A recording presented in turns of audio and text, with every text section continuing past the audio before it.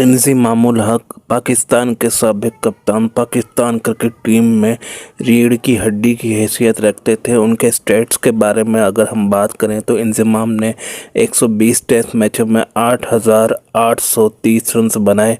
Batting average 49.60। उन्होंने 25 सेंचुरियां और 46 सेंचुरियां बनाई।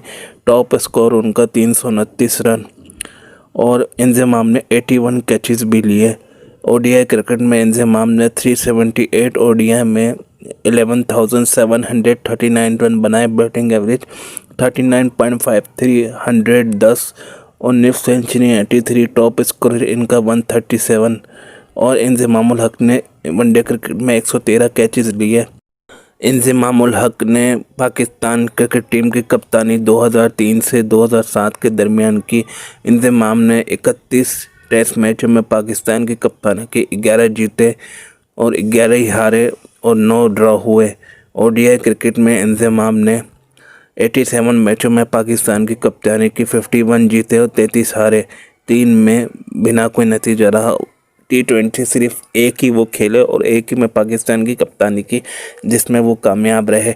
टेस्ट मैचेस में इनकी कामयाबी का रेशो 35.48 रहा, जबकि वनडे क्रिकेट में इनकी कामयाबी का रेशो 60.71 रहा।